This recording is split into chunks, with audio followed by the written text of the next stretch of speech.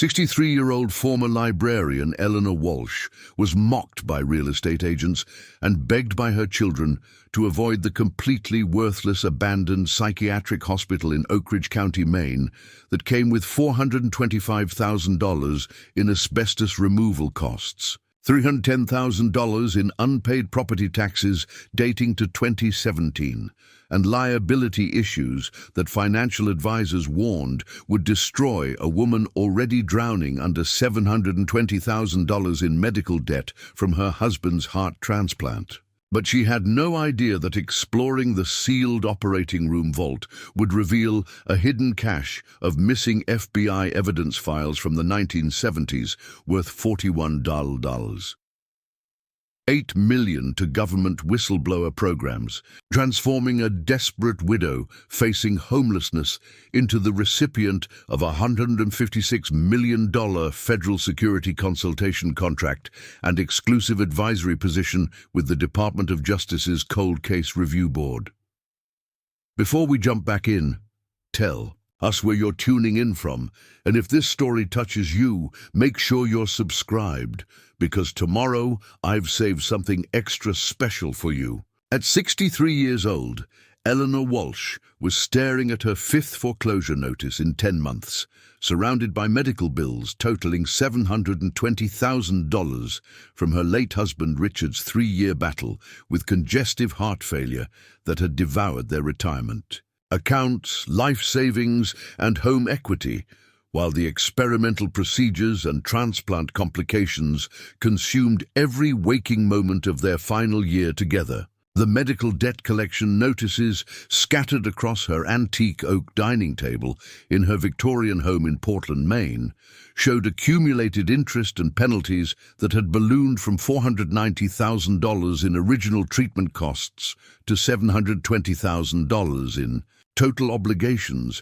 that aggressive collection agencies pursued through hourly phone calls, threatening letters, and wage garnishment proceedings that had already seized 65% of her pension from the Portland Public Library system. The crushing mathematical reality that kept Eleanor awake at night was that her combined income of $58,000 annually from her modest pension after 37 years as a reference librarian, weekend shifts at the local bookstore that paid $16.25 per hour, and occasional freelance indexing work during her increasingly rare moments of rest could no longer cover even her most basic survival expenses in Maine's skyrocketing housing market. The mortgage payments on their 1890s Victorian home had increased from $2,400 monthly to $3,800 after 3 desperate refinancing attempts to pay for Richard's cardiac care,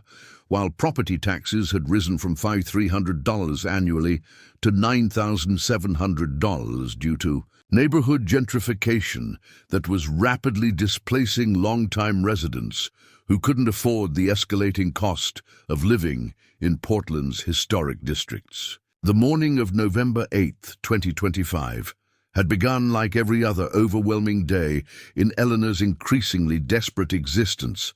with the 5:15 a.m. alarm that allowed her to complete household tasks, make collection dispute phone calls, and organize medical billing appeals before leaving for her part-time archiving position at the Maine Historical Society at 7:30 a.m. The work schedule that controlled Eleanor's every waking moment included mandatory weekend shifts during tourist season that often extended her work week to 60 hours, digital cataloging requirements that consumed an additional 90 minutes of unpaid time after each shift, and professional development obligations that cost $1,800 annually, while requiring precious weekend hours that could have been spent earning additional income at the bookstore to address her mounting debt obligations. The medical debt crisis that had obliterated Eleanor's financial stability had begun in February 2022,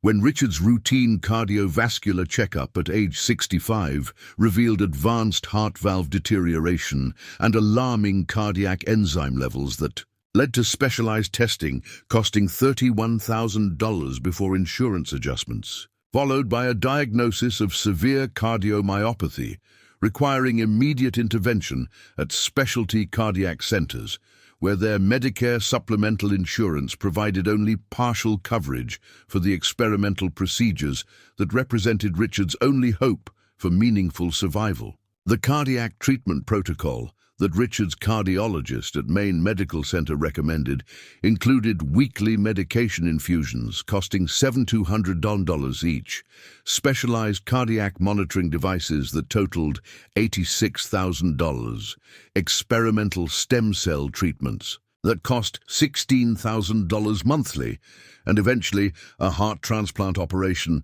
that added another $580,000 to their mounting medical expenses after insurance negotiations. The insurance coverage battles that Eleanor had fought throughout Richard's illness included denials for experimental stem cell therapies that his cardiac specialists considered essential for his specific condition,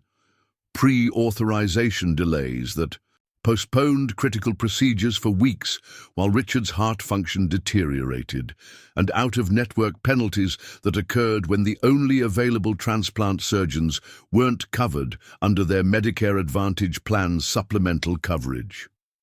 The insurance limitations that affected Richard's treatment included annual caps on specialized medication infusions that forced treatment interruptions, restrictions on hospital stays that pushed for premature discharge when Richard needed continued monitoring for transplant rejection complications, and exclusions for home care services that were essential for managing his post-transplant recovery and maintaining any quality of life during his final months of immunosuppression therapy. The specific medications that Richard required for his heart transplant recovery included tacrolimus, immunosuppression therapy that cost $9,800 per month,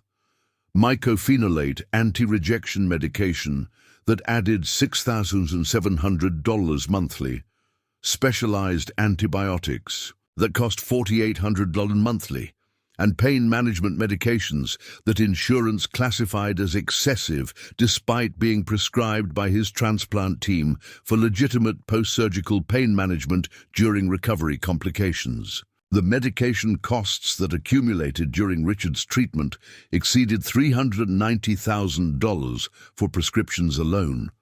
with Medicare and their supplemental insurance covering approximately 42% of expenses, while leaving Eleanor responsible for co-payments and deductibles that consumed their savings faster than Richard's condition deteriorated. The home health care expenses that became necessary during Richard's final 8 months included skilled nursing services that cost $540 per 8-hour shift when Eleanor couldn't provide care due to her work obligations, specialized cardiac monitoring, equipment rentals that cost $1,200 monthly,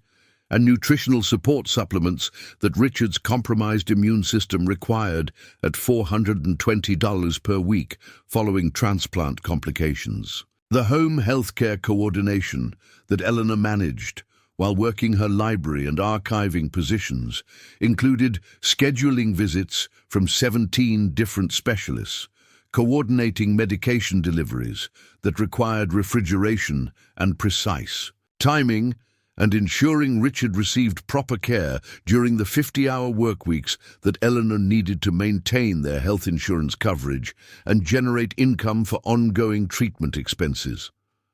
Preparing and narrating this story took us a lot of time, so if you are enjoying it, subscribe to our channel. It means a lot to us. Now back to the story.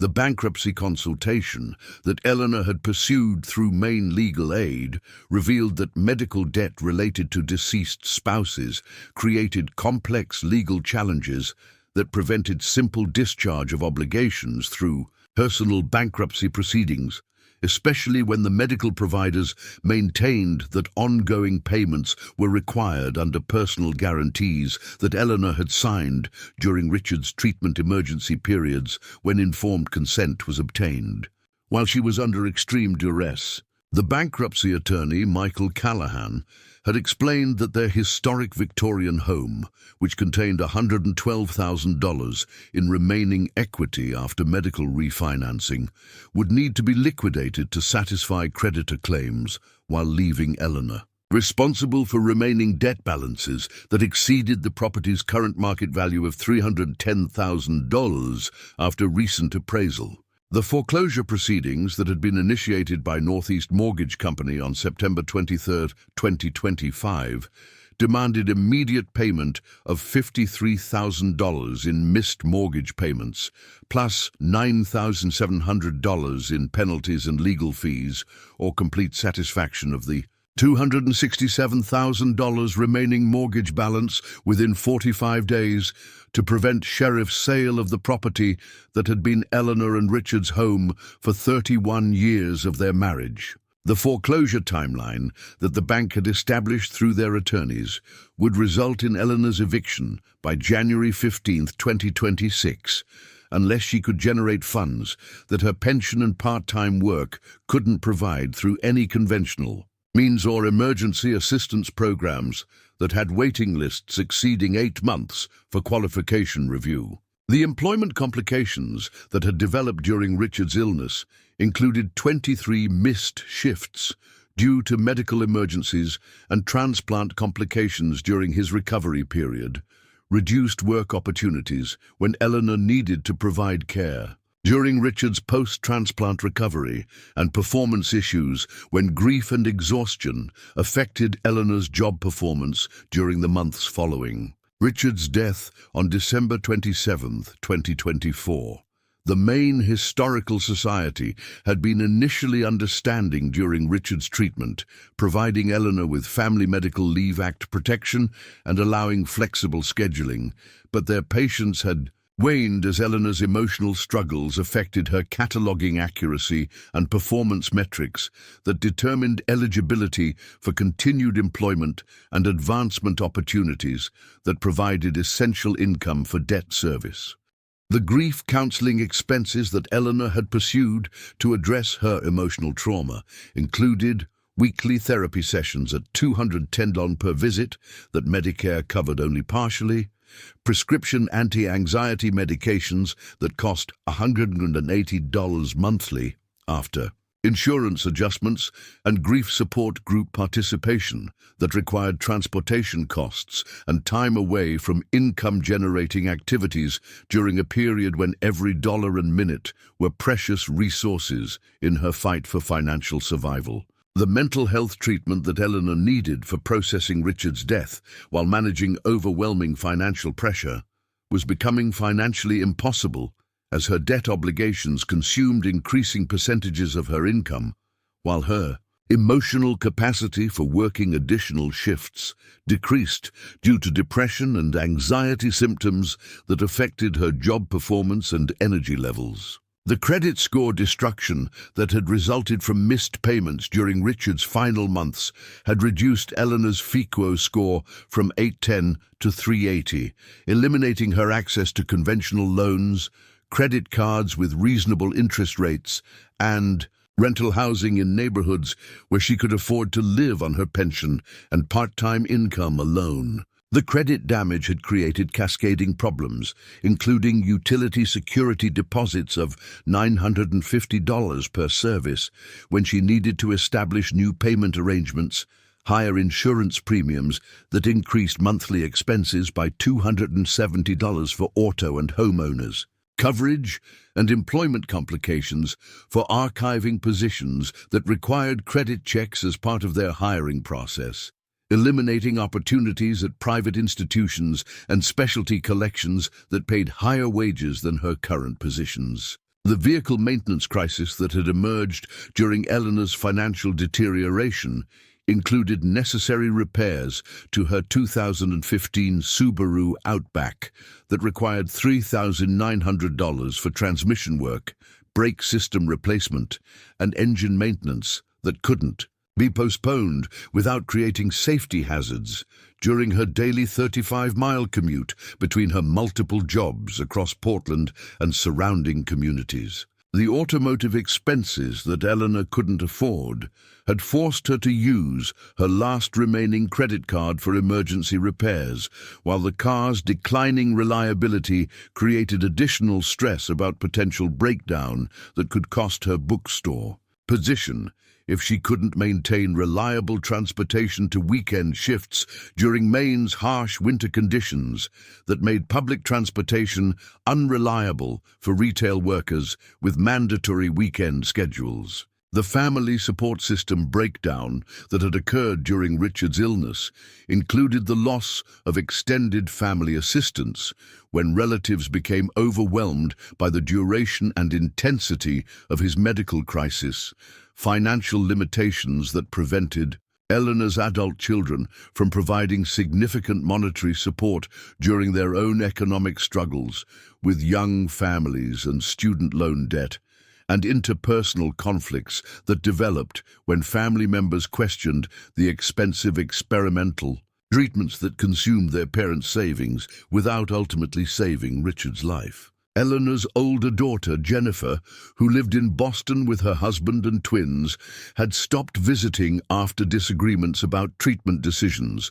while her younger son, David, in New Hampshire, had offered emotional support but couldn't provide financial assistance due to his own family's needs and precarious employment in the technology sector. The social isolation that characterized Eleanor's current situation included the loss of couple friendships that had been central to their social life for over 3 decades, financial inability to participate in cultural activities with library, colleagues who could afford museum memberships and symphony tickets, and emotional exhaustion that made maintaining relationships difficult during the grief recovery period that followed Richard's death after 42 years of marriage. The support networks that had previously provided emotional strength through book clubs, neighborhood associations, and professional library organizations had become strained by Eleanor's financial crisis and the practical limitations of surviving on a fixed pension while managing overwhelming debt obligations that required constant attention and stress management. The continuing education requirements that Eleanor's archiving certifications demanded included annual membership fees of $780 for maintaining her professional credentials, mandatory training courses that cost $400 yearly for digital preservation, specialization, and conference attendance that required travel expenses and time off work that she couldn't afford, while struggling to maintain basic survival expenses in an increasingly expensive coastal community. The professional development obligations that could affect Eleanor's employment eligibility were becoming impossible to maintain during her financial crisis, potentially threatening her archiving career and the specialized preservation experience that represented her only hope for eventual debt repayment through higher-paying positions at private institutions or specialty collections. The retirement account devastation that had occurred during Richard's treatment included complete liquidation of Eleanor's 403B savings that had contained $156,000 in accumulated retirement funds from 37 years of library service, early withdrawal. Penalties that consumed $38,000 of the available money due to hardship withdrawal rules, and tax obligations that generated additional debt when filing their final joint tax return for 2024. The retirement security that Eleanor had built through decades of careful saving and employer-matching contributions had been completely eliminated, leaving her with no financial safety net and no prospect for future retirement that wouldn't require continued employment until she became physically unable to work in the demanding archiving environment that required hours of standing, lifting, and detailed cataloging work. The utility disconnection crisis that had been escalating throughout the autumn included electricity service termination warnings from Central Maine Power due to $3,240 in unpaid bills, natural gas disconnection notices that threatened heating, service during Maine's approaching winter, when temperatures regularly dropped below zero, and water service suspension warnings from Portland Water District that would eliminate basic sanitation capabilities in a historic home with aging plumbing systems. The utility expenses that Eleanor couldn't afford had forced her to choose between maintaining essential services and making minimum debt payments, while her pension was garnished by collection agencies that had obtained court orders for debt recovery from her fixed income sources. The prescription medication expenses that Eleanor required for managing hypertension and hypothyroidism that had developed during Richard's caregiving stress included monthly costs of $280 for medications that Medicare covered only partially, blood pressure monitoring supplies that cost $65 monthly, and regular physician visits for chronic disease management that cost $45 per appointment after insurance co-payments. The healthcare expenses that Eleanor needed for maintaining her own health while working demanding archiving shifts were becoming impossible to afford while servicing overwhelming debt obligations that consumed 83% of her gross income from all sources. The legal complications that surrounded Richard's medical debt included personal guarantees that Eleanor had signed for experimental treatments during crisis periods when Richard's cardiac function was rapidly declining, medical equipment financing, agreements that remained active after Richard's death and required continued payments for devices that were no longer needed, and collection agency lawsuits that demanded immediate payment of balances that exceeded Eleanor's annual income while threatening garnishment of her pension and seizure of her remaining assets. The legal expenses that were accumulating through debt collection proceedings included attorney fees that collection agencies added to original balances,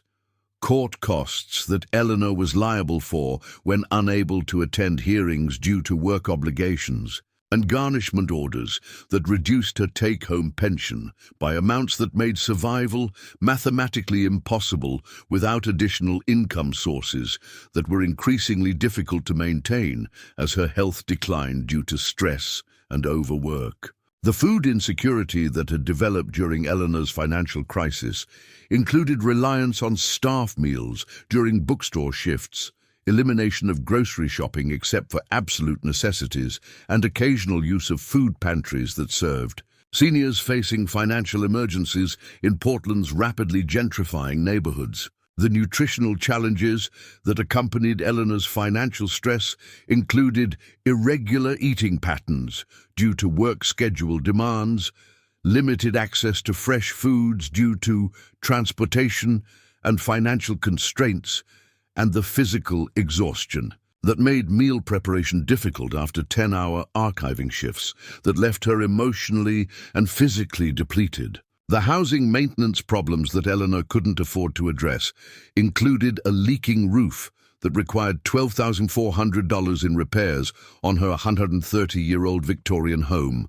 plumbing system problems that left her with inconsistent hot water during winter months, and electrical issues that created safety hazards in a historic home with outdated wiring that required professional repairs costing $4,200 to meet current safety codes.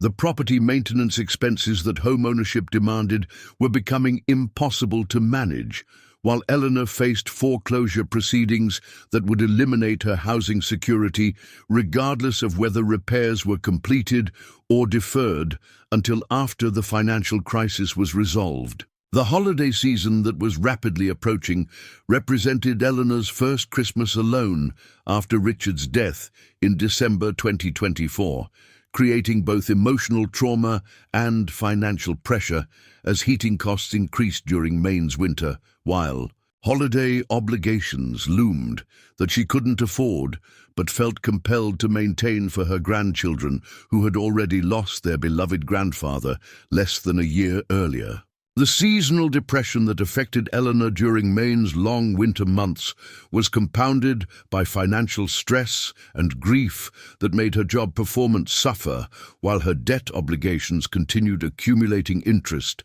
and penalties that increased. her total debt burden by approximately $2,800 monthly without any corresponding increase in income or debt service capacity. The insurance premium increases that had occurred when Eleanor's coverage changed from spousal coverage under Richard's retirement plan to individual coverage through Medicare included higher deductibles that increased from $3,200 annually to $7,400,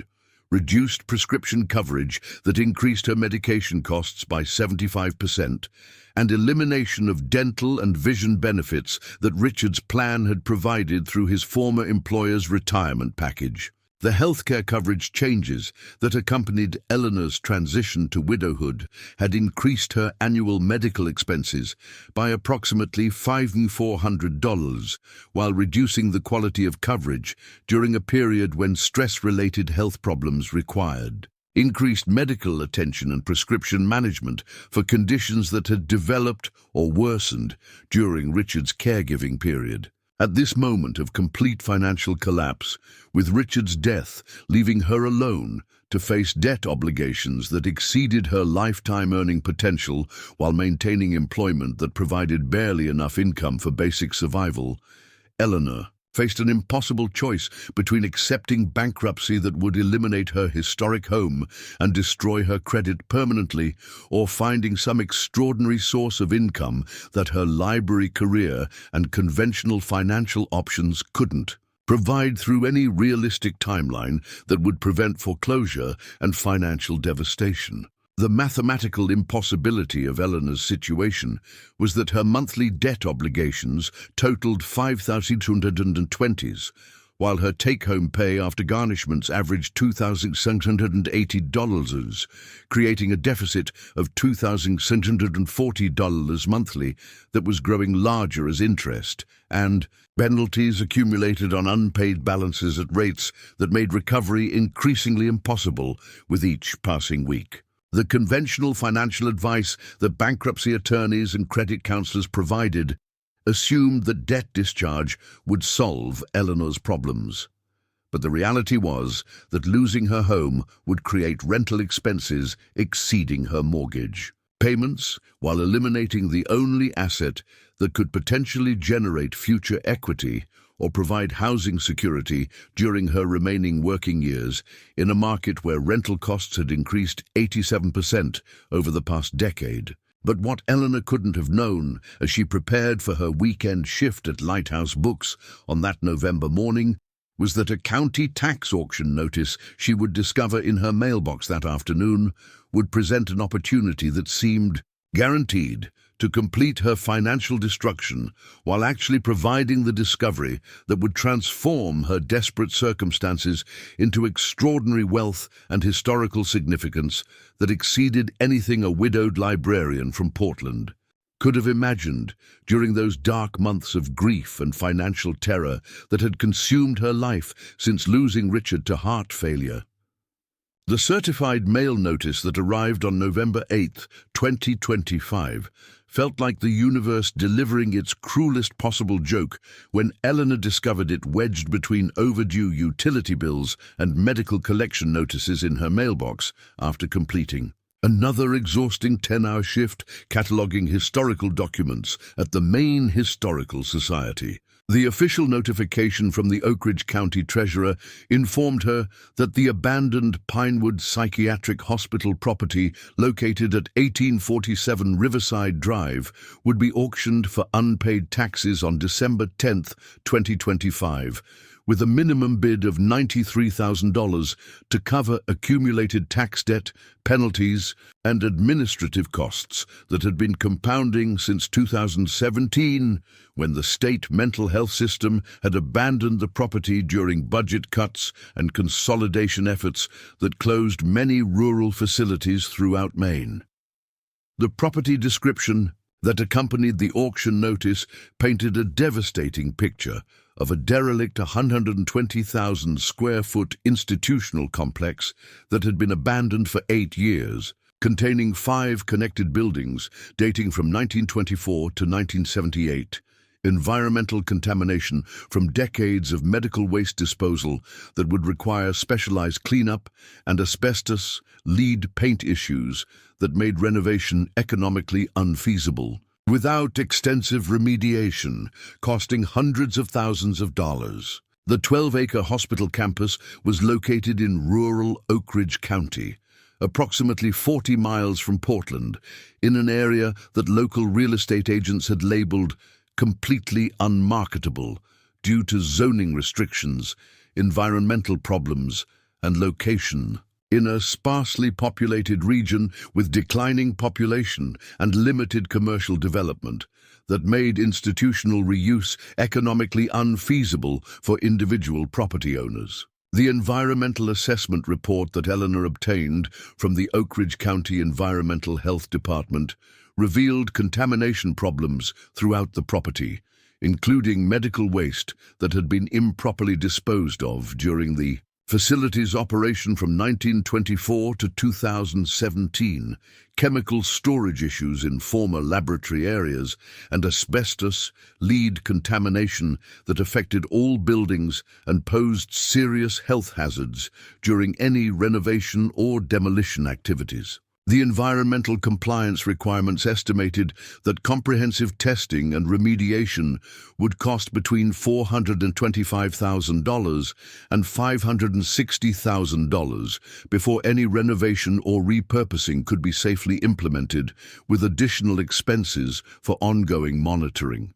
and reporting to state environmental agencies that would continue indefinitely after initial cleanup was completed. The contractor liens had been accumulating interest and legal fees for nearly a decade, creating additional claims against the property that would need resolution before clear title could be established and any development or resale could proceed. Through normal real estate channels, in a market already suspicious of institutional properties with complex environmental histories, the utilities crisis that had been escalating throughout Eleanor's financial deterioration reached critical mass during the final weeks of November 2025, with Central Maine Power threatening to disconnect electrical service due to $3,240 in unpaid bills that had accumulated while Eleanor prioritized mortgage payments over utility expenses in a desperate attempt to prevent foreclosure of her historic Victorian home.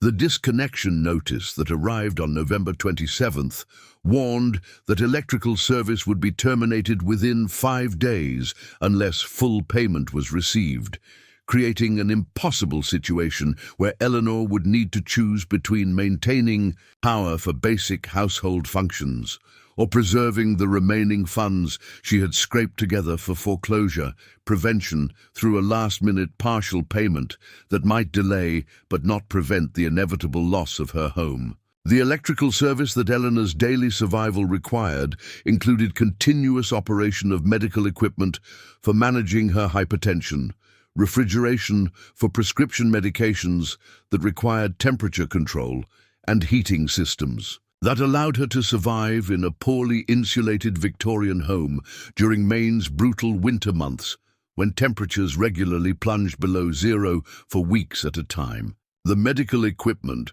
that would become non-functional without electricity included a CPAP machine for sleep apnea that had developed during caregiving stress, blood pressure monitoring devices that required electrical charging, and specialized air filtration systems for managing the respiratory problems that had emerged during Richard's treatment period, when Eleanor's health declined due to caregiver exhaustion and chronic stress. The natural gas service complications that accompanied the electrical crisis included a $340 outstanding balance with Maine Natural Gas that had triggered automatic shut-off warnings, leaving Eleanor without heating during Maine's approaching winter season, when temperatures regularly dropped to dangerous levels that could cause pipes to freeze and create catastrophic damage to her already vulnerable historic home. The heating costs that Eleanor's survival required during winter months typically consumed $460 to $620 monthly for maintaining minimum temperatures in their drafty Victorian home.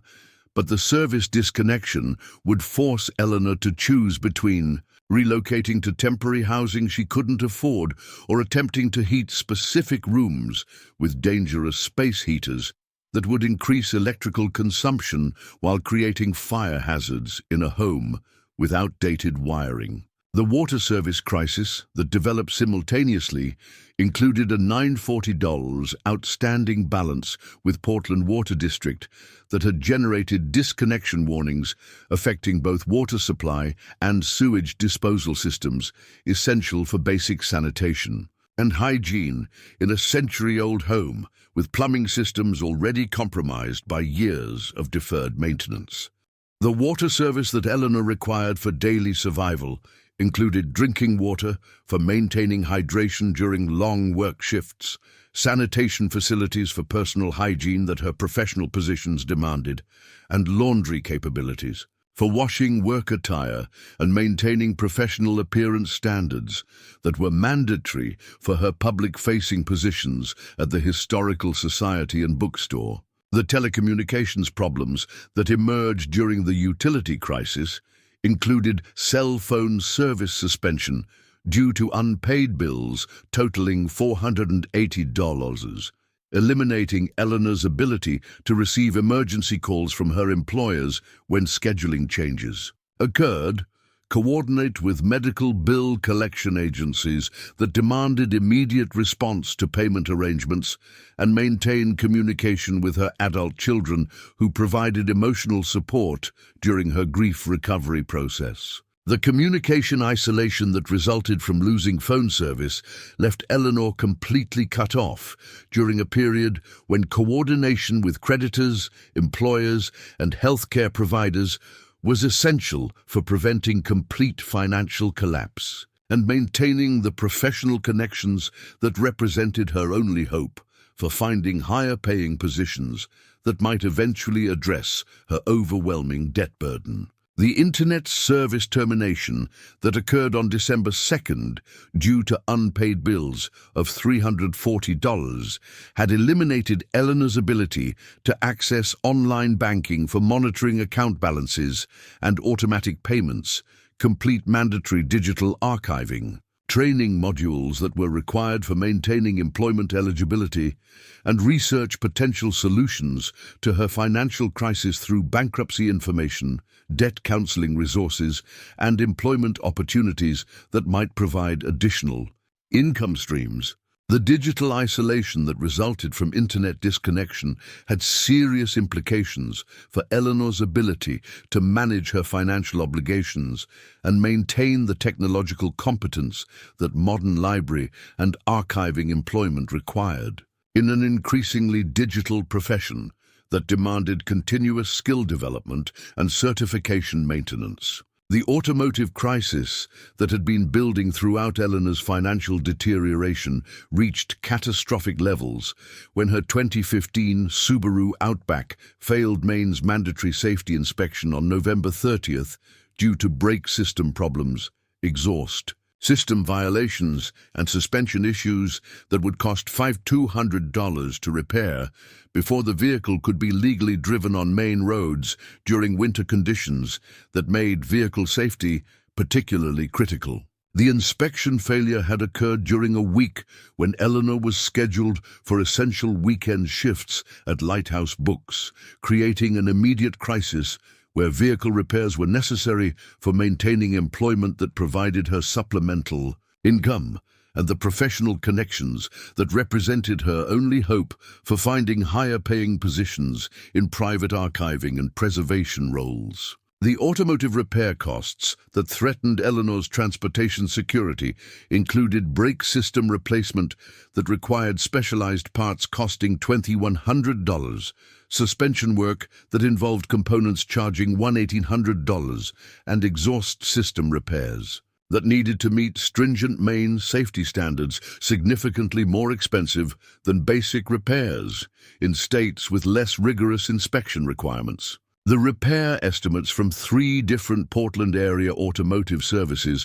ranged from $4,800 to $6,200 for work that would be required before Eleanor's vehicle could pass safety inspection and maintain legal registration status that was mandatory for commuting between her multiple jobs across the greater Portland area. The vehicle insurance complications that accompanied the transportation problems included policy cancellation due to missed payments totaling $940, leaving Eleanor liable for driving violations and accident damages that could result in financial liability that would destroy any remaining assets while potentially leading to legal consequences that would eliminate her ability to work and generate income. The insurance cancellation had occurred automatically when Eleanor's bank account couldn't cover the monthly premium payment, and the reinstatement requirements included full payment of outstanding premiums plus penalties and fees that totaled $1,580 before coverage could be restored to minimum legal requirements. As Eleanor sat at her kitchen table on the evening of December 3rd, surrounded by disconnection notices, foreclosure warnings, and the tax auction notice for the abandoned Pinewood Psychiatric Hospital, she faced a moment of existential crisis. Unlike anything she had experienced during the previous 3 years of Richard's illness and financial collapse,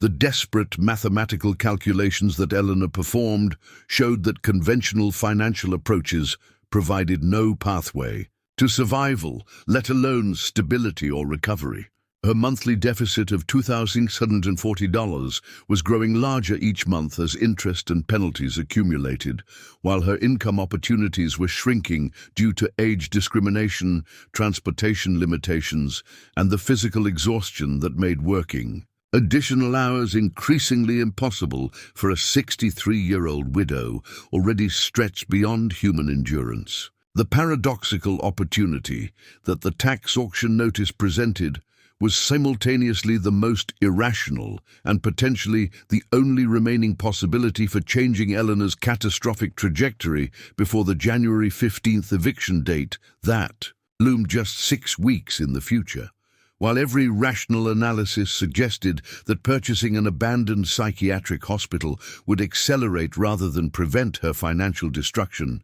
the mathematical impossibility of her current situation made even this desperate gamble seem preferable to the certainty of homelessness that conventional approaches guaranteed. The first professional consultation that Eleanor arranged was with environmental attorney Rebecca Thornton from Portland Environmental Law Associates,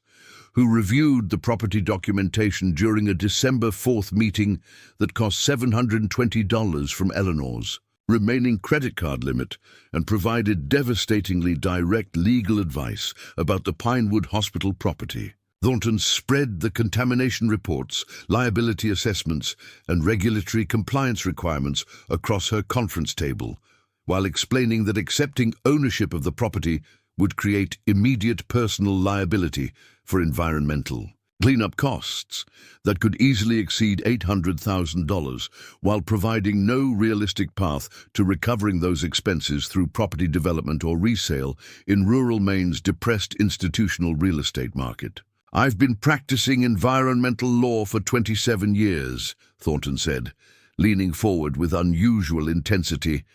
"and I have never seen a clearer case where I would advise a client to run, not walk, away from a property. The combination of asbestos throughout the facility, medical waste contamination from nearly a century of psychiatric operations, and the structural deterioration after 8 years of abandonment creates a perfect storm of liability that would bankrupt corporations, let alone individuals." The legal analysis that Thornton provided included detailed explanations of Maine environmental liability laws, which made property owners responsible for all contamination cleanup, regardless of whether they had caused the pollution or had knowledge of environmental problems at the time of purchase. "The most dangerous aspect of Maine's environmental statutes in your situation," Thornton emphasized, while highlighting specific regulations, is that liability follows you personally, not just the property. Even if you were to declare bankruptcy, after purchasing this facility, the environmental obligations would survive bankruptcy proceedings and follow you for the rest of your life. Courts have consistently ruled that cleanup obligations cannot be discharged through bankruptcy when they involve public health risks like those present at Pinewood. The environmental liability implications that Thornton explained included potential responsibility for medical waste contamination that extended beyond property boundaries, cleanup obligations that could be enforced through state regulatory action regardless of the owner's financial capacity, and personal liability for environmental damage that couldn't be discharged through bankruptcy proceedings and would follow Eleanor indefinitely. The regulatory compliance requirements that Thornton outlined included mandatory reporting to the Maine Department of Environmental Protection within 21 days of taking ownership, implementation of contamination containment measures that would cost $62,000 to $83,000 for temporary environmental protection, and submission of remediation plans prepared by certified environmental engineers at costs ranging from $28,000 to $41,000 for initial assessment and planning. The regulatory timeline that governed environmental compliance would require Eleanor to begin substantive remediation activities within 5 months of ownership or face daily fines of $3,000 to $12,000 that would accumulate until compliance was achieved, creating an accelerating financial disaster that would quickly exceed the property's purchase price while providing no pathway to eventual compliance without substantial capital resources. The insurance implications that Thornton discussed revealed that conventional property insurance would be unavailable for environmentally contaminated institutional buildings,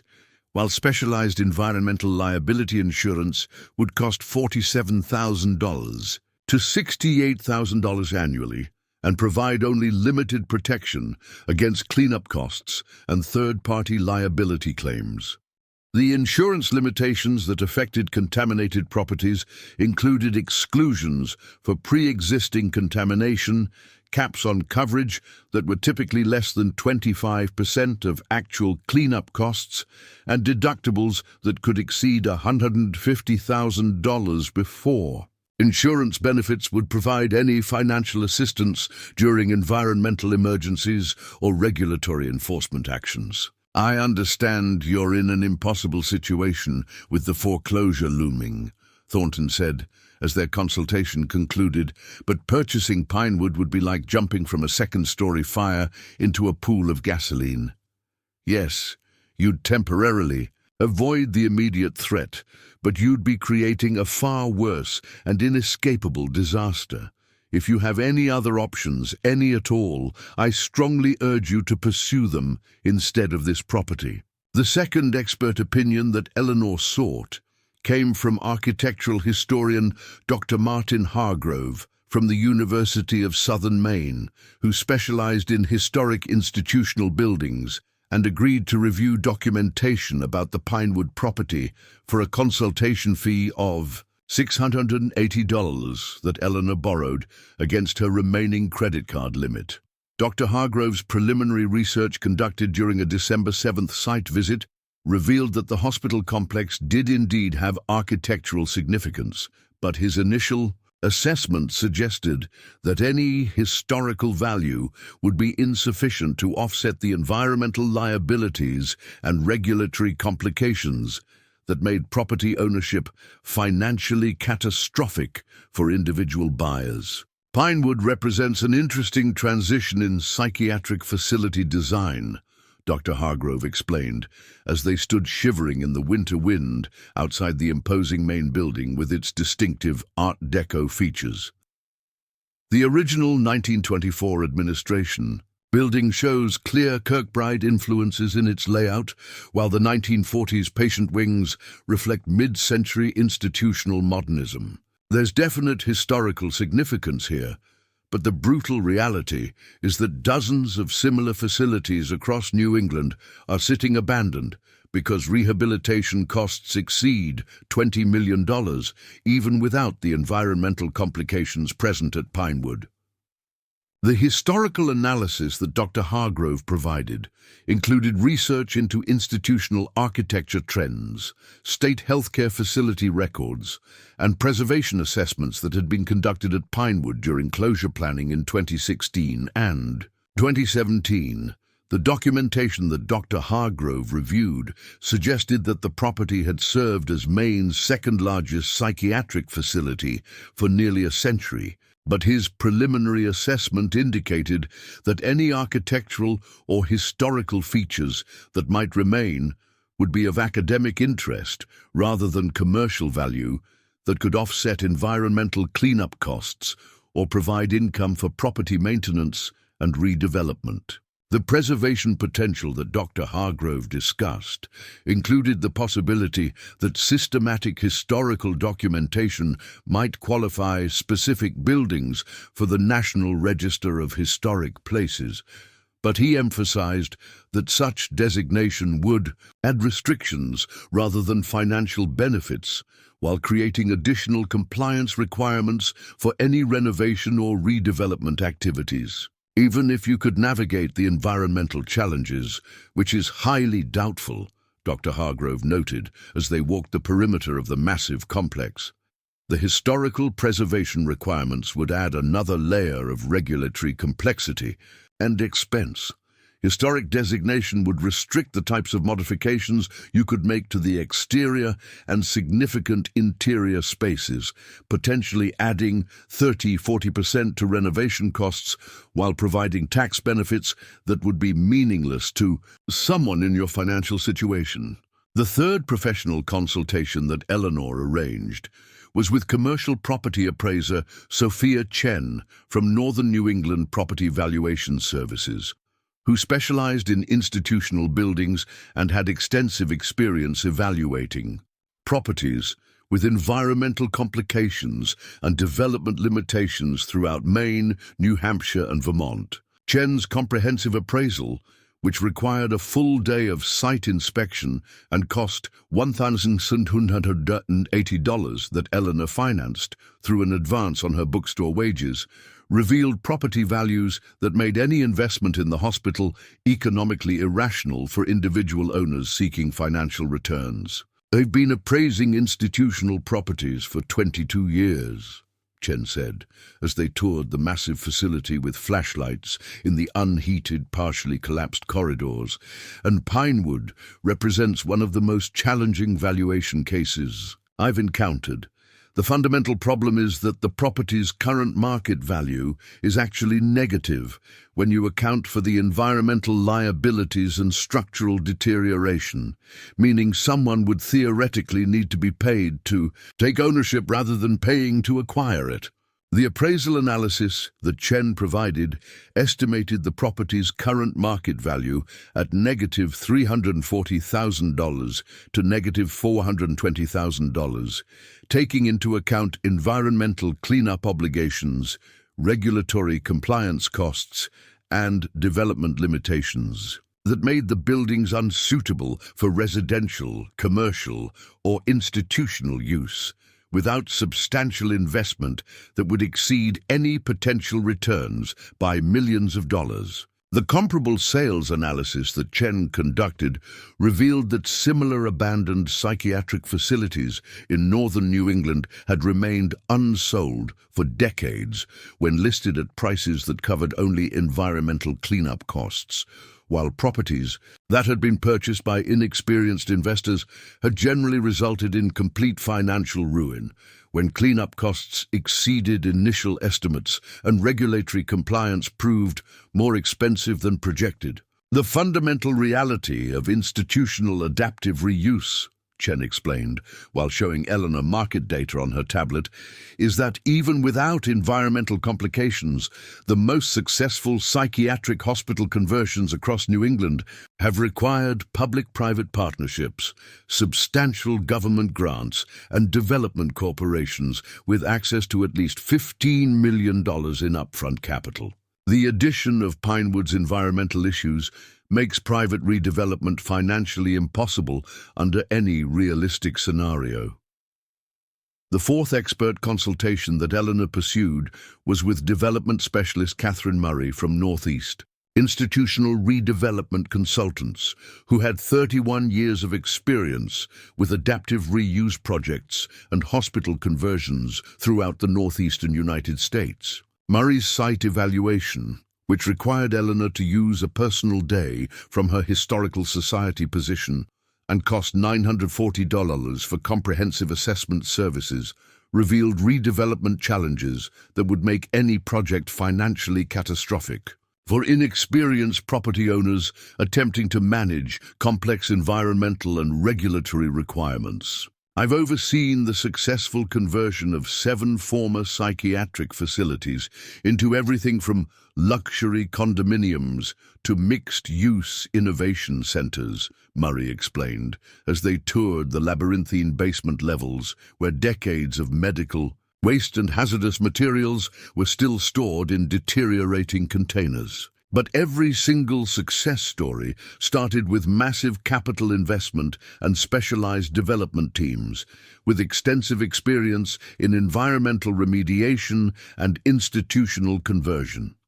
The hard truth is that individuals simply cannot successfully redevelop properties of this scale and complexity. It's like expecting a weekend gardener to manage industrial agriculture. The redevelopment cost analysis that Murray provided estimated that basic environmental remediation would require specialized contractors with hazardous materials certification whose services cost 70–90% more than conventional construction work. Due to safety requirements, liability insurance, and regulatory compliance obligations that made institutional cleanup substantially more expensive than residential or commercial projects. The redevelopment timeline that Murray projected would require 18 to 24 months for environmental cleanup alone, followed by an additional 24 to 36 months for any substantial renovation, assuming no delays for regulatory approvals, structural discoveries, or historical preservation complications that were almost inevitable in century-old institutional buildings with decades of undocumented modifications and repairs. Even if you somehow managed to address the environmental challenges, which would realistically require between $4 and $6 million, Murray said bluntly, you would then face renovation costs exceeding $20 million to create any commercially viable space in these buildings. The market reality in rural Maine simply doesn't support that level of investment. There's insufficient demand for the amount of square footage contained in this complex, regardless of how it might be configured or marketed. The infrastructure challenges that Murray identified included the deteriorated electrical systems that would require complete replacement at costs exceeding $3–4 million, plumbing systems that had frozen and ruptured during years of abandonment, creating widespread water damage throughout the facility, and structural issues including partial roof collapses that had compromised the integrity of 2 connected buildings within the complex. The zoning and permitting analysis that Murray provided revealed that any redevelopment activities would require approval from multiple agencies, including the Maine Department of Environmental Protection, Oakridge County Planning Commission, Maine Historic Preservation Commission, and potentially federal agencies if historic preservation tax credits were pursued as part of the financial strategy. The permit application process that Murray described typically required 9 to 14 months for routine approvals, with institutional redevelopment projects often experiencing longer delays due to public health concerns, community impact studies, and traffic analysis requirements that could extend approval timelines unpredictably. The financing consultation that Eleanor conducted with 4 different banks and credit unions revealed that conventional loans for contaminated institutional properties were completely unavailable through traditional lending institutions, while specialized redevelopment financing required credit qualifications and down payment amounts that were impossible for someone in Eleanor's financial situation to meet. The financing representatives who reviewed Eleanor's credit history and income documentation explained that environmental liability associated with contaminated properties made such investments unsuitable for conventional mortgage lending,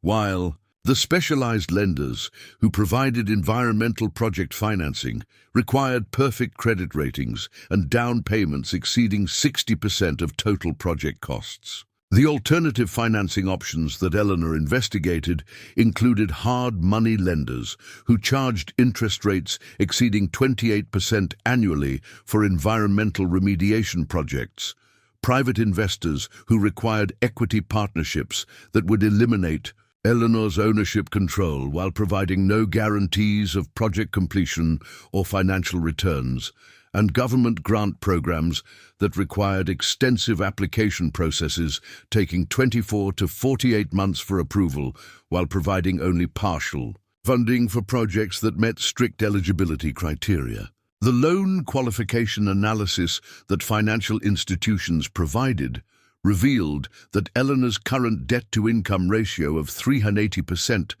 eliminated her eligibility for any conventional lending programs, while her credit score of 380 disqualified her from specialized financing programs that required minimum scores of 720 for environmental project lending. The income requirements for environmental restoration loans typically required annual earnings exceeding $175,000 with verified employment stability, while Eleanor's pension and part-time work made her ineligible for loan programs that required consistent income documentation and job security verification that her precarious employment situation couldn't provide. The family meeting that Eleanor arranged with her daughter Jennifer and son David on December 8th via video conference revealed unanimous and emotional opposition to any involvement with the Pinewood property, with family members expressing horror that Eleanor would consider additional financial obligations while facing foreclosure and bankruptcy from her existing medical debt crisis. The 2-hour virtual family discussion included detailed analysis of Eleanor's financial situation, tearful appeals about her responsibility to prioritize stability over speculation, and practical calculations showing that property purchase would guarantee financial destruction while providing no realistic hope for recovery or stability. Jennifer's analysis of the property investment included calculations showing that the minimum costs for environmental compliance would exceed $780,000, while providing no guarantee that the property would have any market value after remediation was completed, even assuming that all contamination problems could be successfully addressed within projected budgets and timelines. Jennifer, who worked as a financial analyst at a Boston investment firm, emphasized that abandoned institutional properties had no established resale market and that even successful remediation projects in similar New England locations had failed to recover their investment costs due to limited buyer interest and ongoing environmental monitoring obligations that made such properties unattractive to commercial developers. David's background in construction management led him to focus on the structural and mechanical challenges that made the property rehabilitation economically impossible for individual owners without substantial experience in institutional renovation and access to specialized contractors and regulatory consultants. David's analysis of the building requirements emphasized that asbestos remediation alone would involve ongoing complications that could generate cost overruns of 200 to 300% beyond initial estimates, while creating open-ended financial commitments that could continue for years beyond initial completion projections. "Mom, I love you, and I understand you're desperate for solutions," David said, his voice breaking with emotion. "But this would be like trying to climb Mount Everest alone, without equipment, in the middle of a blizzard, when you've never even hiked before. It's not just unlikely to succeed, it's guaranteed to destroy you. There has to be another way forward that doesn't involve taking on a catastrophic liability like Pinewood." The emotional appeals that both children made focused on Eleanor's responsibility to her own well-being and future during the grief recovery period, emphasizing that she needed stability and security rather than additional stress and financial risk during a time when her emotional and physical health were already compromised by caregiving exhaustion and debt-related anxiety. Jennifer reminded Eleanor that widowed librarians with overwhelming medical debt cannot afford to gamble with environmental disasters that will destroy any chance of financial recovery and leave you homeless while facing unlimited liability for contamination cleanup that will follow you for the rest of your life. The practical alternatives that Jennifer and David suggested included immediate bankruptcy filing to discharge medical debt while preserving her home through homestead exemptions,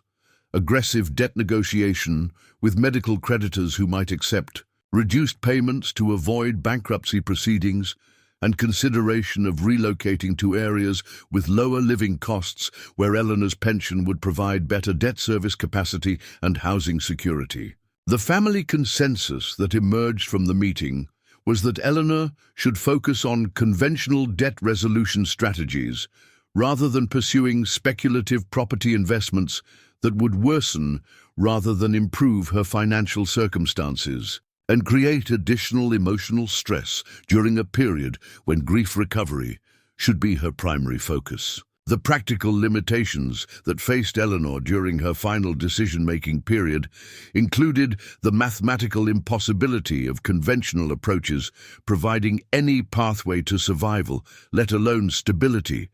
while the property auction represented the only opportunity she had encountered that might provide some form of financial relief, despite its obvious risks and probable failure. The risk analysis that Eleanor conducted during her desperate deliberation process revealed that even complete failure of the property investment would result in financial circumstances that were only marginally worse than the guaranteed outcomes of conventional bankruptcy proceedings, which would still leave her homeless and burdened with non-dischargeable medical debt that would follow her for the remainder of her life. The downside risk comparison showed that property purchase failure would accelerate her financial destruction by approximately 60 to 90 days, while providing some possibility of extraordinary positive outcomes that conventional debt resolution couldn't offer under any circumstances. The upside potential analysis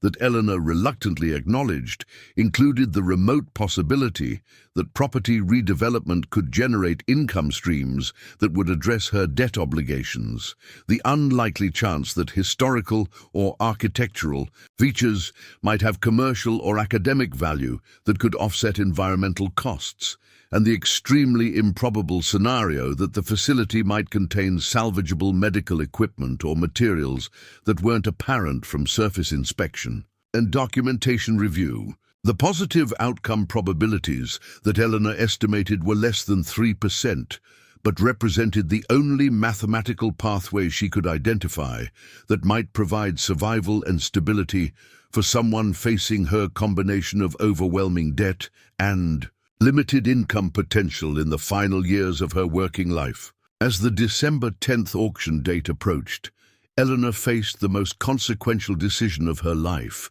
weighing the certainty of financial destruction through conventional approaches against the probability of accelerated financial destruction through property investment, with the determining factor being that property purchase provided some mathematical possibility of unexpected positive results, While conventional approaches provided absolute certainty of homelessness and perpetual debt, the decision that Eleanor reached during the early morning hours of December 10, 2025, was based on her recognition that participating in the Oakridge County tax auction represented her only remaining opportunity to avoid guaranteed financial destruction, while potentially creating circumstances that could provide long-term stability and security despite the overwhelming probability of failure and additional complications. The choice between certain bankruptcy through conventional debt resolution and probable bankruptcy through property investment ultimately favored the option that provided some mathematical possibility of positive outcomes, even though rational. Analysis suggested that such possibilities were extremely remote and unlikely to materialize in the real world of institutional property redevelopment and environmental remediation. The Oakridge County tax auction was scheduled for 10 a.m. on December 10, 2025, at the county courthouse in the small town of Millfield, a 45-minute drive from Eleanor's Portland home through treacherous winter road conditions that had already delayed numerous participants attempting to reach the remote county seat during Maine's harshest season. The auction format that the county used required immediate payment of winning bids through certified funds or bank wire transfers, completed within 4 hours of auction closure, gave bidders only a 90-minute inspection period before bidding began, and provided no warranties or guarantees about property conditions, environmental compliance, or regulatory requirements that could affect future ownership costs and obligations. The courthouse steps were already crowded when Eleanor arrived at 8:15 a.m., having navigated icy rural roads in her failing Subaru with its questionable brakes and suspension problems that made every curve a potential disaster during the journey. From Portland through increasingly rural territory that had received 6 inches of fresh snow overnight. The gathering of potential bidders included professional developers in expensive winter gear, carrying tablets loaded with property assessment software, institutional investors representing healthcare corporations seeking expansion opportunities, and experienced real estate speculators who had participated in dozens of similar auctions across New England, and recognized the patterns that separated valuable opportunities from financial disasters. Eleanor felt immediately out of place in her 12-year-old wool coat with its frayed cuffs and mismatched buttons, carrying the manila folder containing her property research and the certified check for $11,600 that represented her entire remaining financial reserves scraped together from retirement account penalties, an advance on future bookstore wages, and the sale of Richard's cherished rare book collection that she had hoped to preserve as a legacy for their grandchildren. The registration process required a $750 fee that consumed a significant portion of Eleanor's limited funds before bidding even began. Credit verification that the county clerk performed with visible skepticism when reviewing Eleanor's documentation, and completion of liability acknowledgement forms that explicitly stated buyers would accept all environmental and legal obligations associated with purchased properties, regardless of whether such liabilities were disclosed or known at the time of auction. The pre-auction inspection period that began at 8:30 a.m. provided only the most cursory opportunity to evaluate properties before bidding commenced, with the Pinewood Psychiatric Hospital tour limited to exterior observation and brief access to the main administration building, while the remainder of the massive complex remained locked and inaccessible due to safety concerns and liability limitations that prevented comprehensive evaluation. The auction coordinator, a stern county employee named Martha Kensington, who had overseen similar proceedings for 27 years, gathered the registered bidders in the courthouse assembly room at 9:45 a.m. to review the auction rules and bidding procedures that would govern the tax sale of 14 different properties, ranging from abandoned residential lots to the massive Pinewood complex that represented the most challenging property in the county's inventory. "Ladies and gentlemen," Kensington announced with the practiced efficiency of someone who had conducted hundreds of similar proceedings, "today's tax auction will proceed in order of property value, beginning with the smallest residential parcels and concluding with the Pinewood Hospital property. All sales are final. All properties are sold as is, with no warranties expressed or implied, and successful bidders must provide payment in full by 2 p.m. today or forfeit their deposit and bidding privileges at future county auctions." The opening residential property auctions proceeded rapidly, with professional investors quickly outbidding individual participants for small parcels and vacant lots that presented relatively straightforward development opportunities compared to the institutional properties that would be offered later in the proceedings. Eleanor watched with growing apprehension as the efficient bidding process revealed the experience gap between professional investors and individual participants,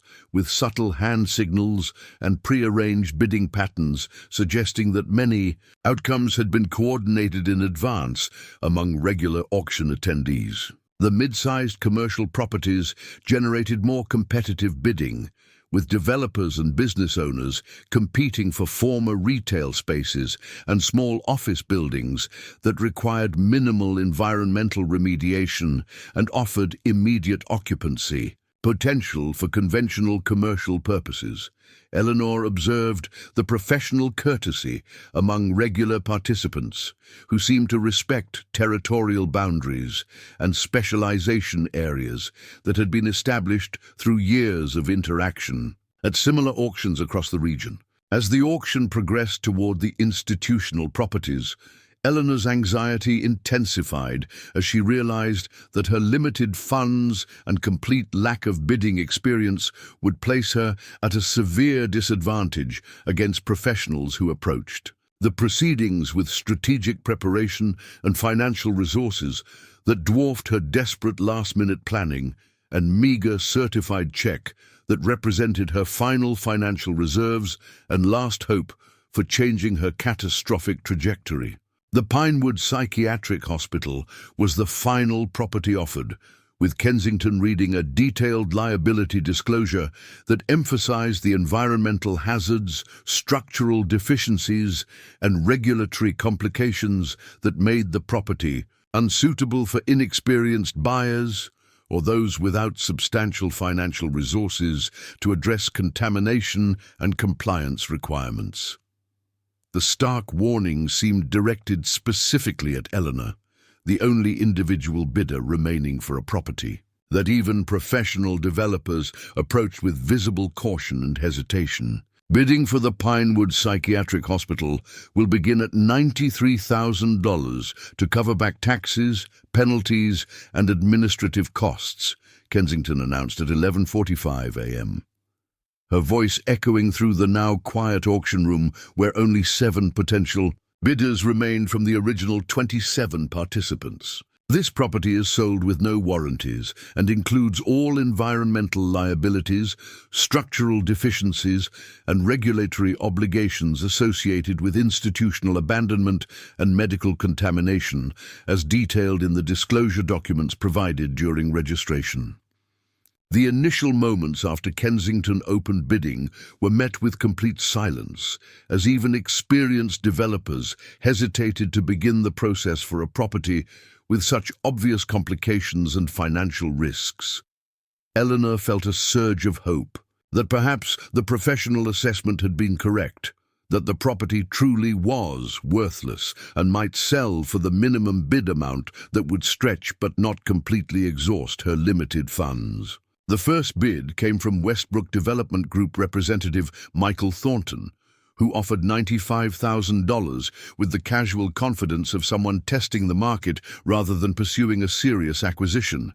His bid was quickly countered by Northeast Healthcare Properties representative Samantha Reynolds, who raised the offer to $98,000 while studying competing bidders with the calculated assessment of a professional evaluating potential competition. The institutional investors exchanged incremental increases that brought the bid to $114,000 within 10 minutes, each increase accompanied by hushed consultations with colleagues via text messages and whispered phone conversations that suggested corporate oversight and approval processes governing their bidding strategies and maximum authorization levels for a property with such significant complications. Eleanor remained silent during the initial bidding, observing the patterns and trying to identify the optimal moment to enter the process without triggering competitive responses from professional bidders who might view her participation as an indication of overlooked value that warranted more aggressive pursuit. Her strategy, developed during sleepless nights of research and consultation with online auction forums, was to wait until bidding stalled before making a single decisive offer that might secure the property without initiating an extended bidding war she couldn't possibly win with her limited resources. The bidding stalled at $116,000 after Northeast Healthcare Properties withdrew, following a tense phone conversation that suggested corporate headquarters had identified environmental concerns that exceeded their risk tolerance for speculative acquisition. 2 additional institutional bidders withdrew after reaching their authorization limits, leaving only Westbrook Development Group and regional salvage specialist Northern Reclamation Services actively exchanging offers that had reached $124,000 by noon. The salvage company representative, Anthony Prentice, approached bidding with particular interest in the potential value of materials and equipment that might remain within the facility.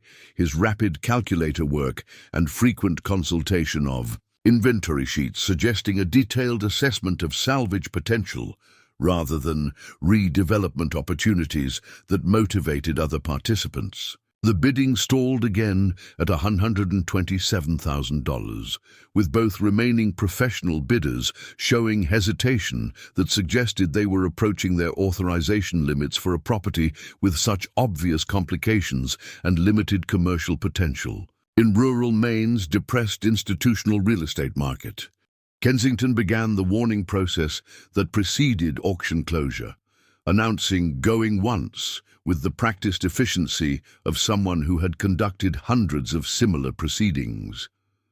Eleanor's heart pounded as she recognized the critical moment had arrived, raising her bidder paddle with a trembling hand that betrayed both her inexperience and the emotional weight of a decision that would either provide her last hope for financial salvation or accelerate her already inevitable financial destruction through the assumption of environmental liabilities that everyone with professional knowledge had warned would be catastrophic for an individual owner. $128,500, Eleanor stated, with a voice that cracked with emotion, despite her attempt to project the confidence she had practiced during mirror rehearsals the previous night.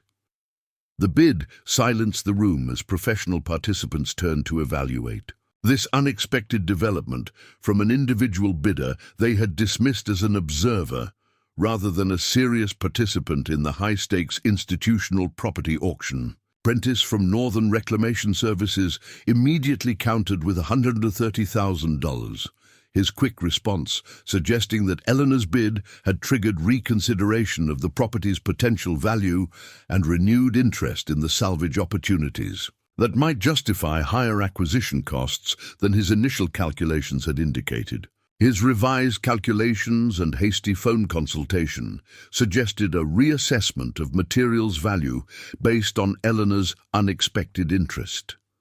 Eleanor's carefully planned bidding strategy now faced its critical test as she considered whether to continue beyond her intended maximum or withdraw and preserve her remaining funds for conventional debt resolution approaches that everyone from financial advisors to family members had insisted represented her only rational option. The mathematical calculation that had driven her participation remained unchanged. Conventional approaches guaranteed homelessness, while property acquisition offered at least some possibility, however remote, of unexpected positive outcomes. $132,000, Eleanor counted, exceeding her planned maximum and committing herself to liquidating additional personal items, including family heirlooms and sentimental possessions that represented her final connection to the life she had built with Richard over 4 decades of marriage. The bid represented a financial commitment that would leave her with minimal reserves for immediate property securing and stabilization that would be necessary immediately after acquisition. Prentice consulted with his headquarters again by phone, the tense conversation suggesting corporate reconsideration of authorization limits based on Eleanor's unexpected persistence and apparent knowledge that might indicate overlooked value potential within the property. After a 3-minute consultation that left the auction room in uncomfortable silence, Prentice shook his head and lowered his bidder paddle, indicating withdrawal from the bidding process. $132,000 going once, Kensington announced, her voice revealing subtle surprise at the prospect of an individual bidder acquiring a property that professional developers and institutional investors had approached with such obvious caution. Going twice, she continued after the standard 30-second pause that gave remaining bidders their final opportunity to continue the process for a property that everyone with professional knowledge had deemed financially catastrophic. Sold. To bidder number 17 for $132,000, Kensington declared at 12:23 p.m. Madee, the gavel strike echoing through the suddenly silent auction room, where even experienced participants seemed shocked by the outcome that would place a massive contaminated institutional property in the hands of an individual owner without the resources, experience, or corporate backing necessary to address the environmental and regulatory challenges that had deterred professional acquisition. The post-auction processing required Eleanor to complete extensive paperwork, acknowledging her acceptance of all environmental liabilities, regulatory obligations, and legal complications associated with the property, with each signature representing another warning that she was assuming responsibilities far beyond her financial capacity or technical expertise. The county clerk processed her certified check with visible reluctance, as though facilitating a transaction they personally considered inadvisable and potentially harmful to a participant who clearly didn't understand the obligations she was assuming. The property transfer documentation that Eleanor signed between 12:45 p.m. and 1:30 p.m. included explicit acknowledgement of asbestos contamination throughout the facility, acceptance of medical waste liabilities from the psychiatric hospital's nearly century-long operation, and assumption of all regulatory compliance requirements established by state and federal environmental protection agencies regarding institutional abandonment and hazardous materials management. The deed transfer that county officials completed by 1:45 p.m. made Eleanor the legal owner of the Pinewood Psychiatric Hospital effective immediately, with all associated liabilities and obligations transferring to her personal responsibility, regardless of her financial capacity or technical ability to address environmental hazards that professional remediation specialists had estimated would cost millions to properly manage, according to regulatory requirements. The property keys that Kensington provided included a complex collection of master systems, building-specific access devices,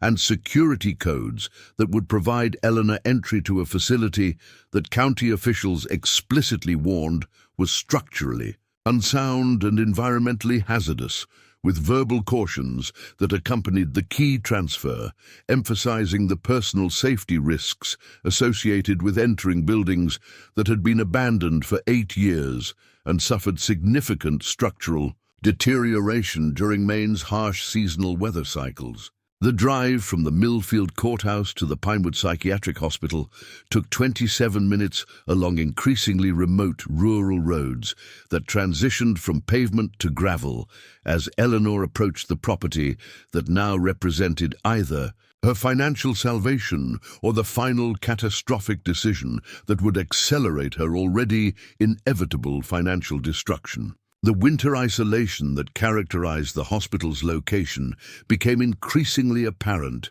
as she traveled further from populated areas into the dense pine forests that had given the facility its name and contributed to its century-long atmosphere of institutional seclusion. The imposing Maine entrance gates that Eleanor encountered at 2:37 p.m. featured ornate, wrought-iron designs that had once represented state-of-the-art psychiatric treatment facilities, but now projected abandonment and institutional failure. With rusted hinges and collapsed sections that required physical manipulation to create an opening sufficient for her Subaru to navigate onto the property that now carried her name on legal ownership documents, despite universal professional advice against acquisition. The half-mile driveway leading to the main hospital complex revealed the property's true scale and condition, with Eleanor's first complete view of the facility emerging through snow-laden pine branches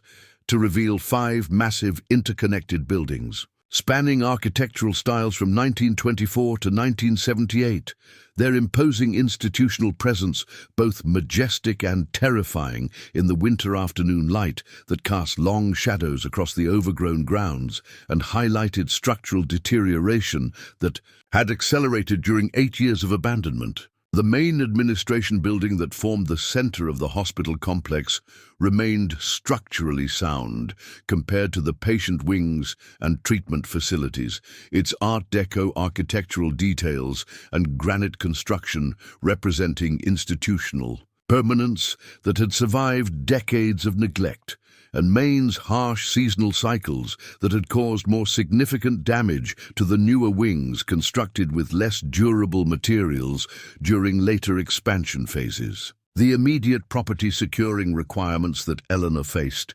included boarding broken windows that allowed snow and wildlife into significant portions of the complex, securing exterior doors that had been vandalized despite the property's remote location, and addressing immediate water intrusion issues from partial roof collapses that threatened electrical systems and accelerated structural deterioration throughout connected buildings that shared utilities and support systems. Despite their different construction periods and architectural styles, the overwhelming scale of the complex became increasingly apparent as Eleanor conducted her initial inspection between 2:45 p.m. and 5:30 p.m., with interior exploration limited to the administration building that remained structurally sound. While connected wings presented immediate safety hazards from collapsed ceilings, buckled floors, and black mold growth that had flourished in areas where water infiltration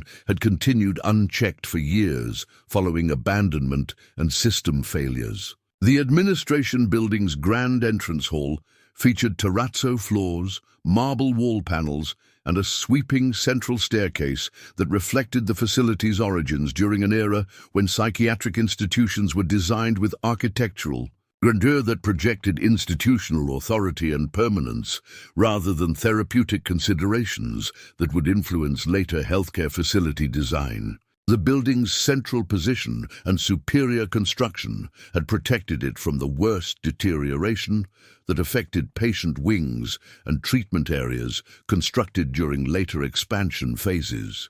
These tunnels offered safer exploration routes than severely compromised above-ground corridors between certain buildings, allowing Eleanor to document additional areas without exposing herself to the structural hazards that made conventional access increasingly dangerous as winter weather continued deteriorating already compromised connecting structures. The central mechanical room that Eleanor accessed through maintenance tunnels contained the hospital's primary electrical distribution systems, water management controls, and heating infrastructure that had once maintained services throughout the massive institutional complex. The infrastructure documentation that Eleanor completed revealed systems dating from the 1920s through the early 2000s, with layer upon layer of modifications, upgrades, and emergency repairs, creating a complex technological history that reflected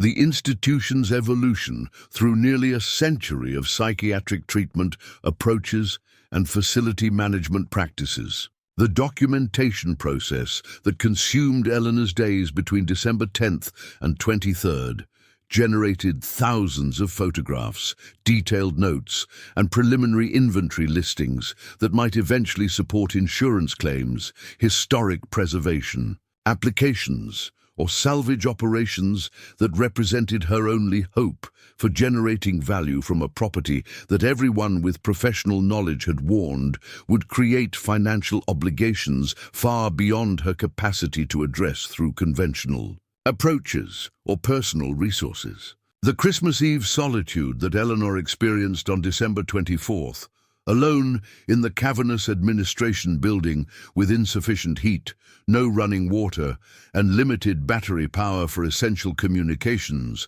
represented the culmination of her desperate gamble and the reality of her isolation during a holiday season that highlighted the loss of Richard, the estrangement from family members who had opposed her decision,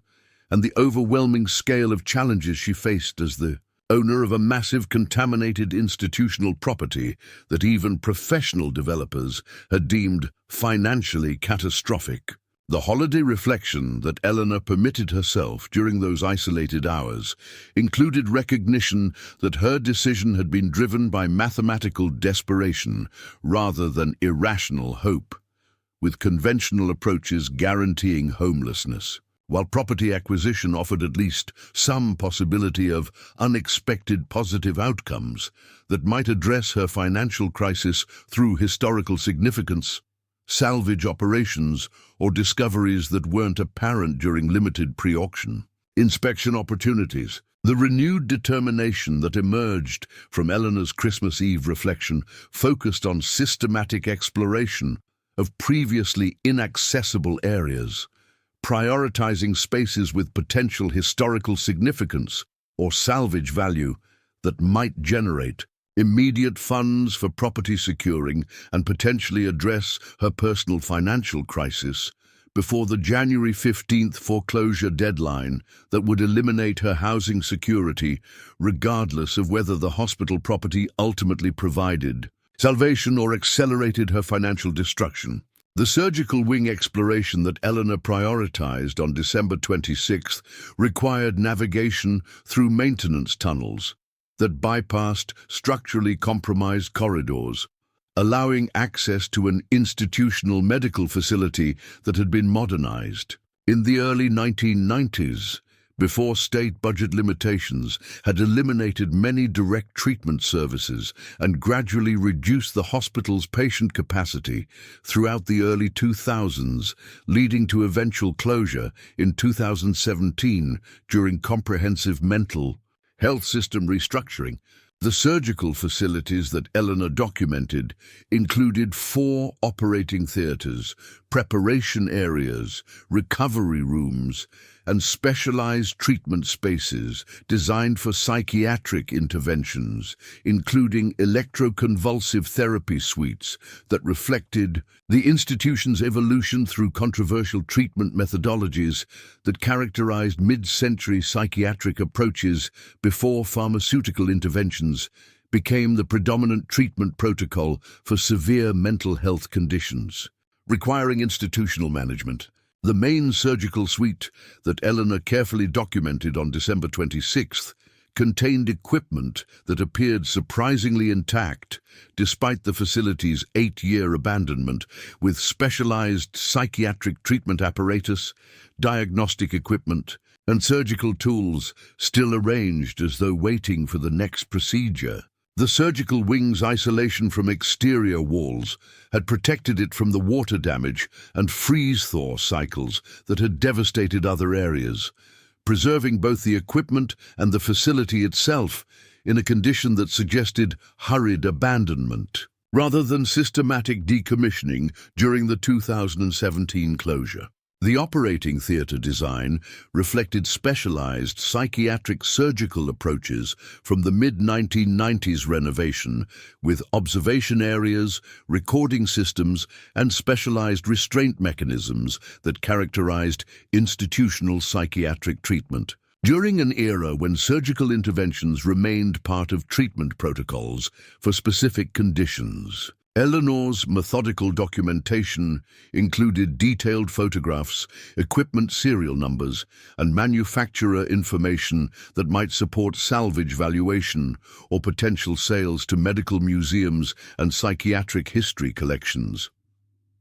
As Eleanor moved deeper into the surgical wing on December 27th, she discovered a heavy steel door with multiple security features that seemed excessive even for a psychiatric facility's surgical area. The door's advanced security systems, including both electronic card readers and conventional key mechanisms, suggested protected contents beyond standard medical equipment or pharmaceutical storage that would have been included in normal decommissioning protocols during facility closure. The security door presented Eleanor with her first major obstacle since beginning property exploration, with non-functional electronic systems and complex mechanical locks that had been designed specifically to prevent unauthorized access.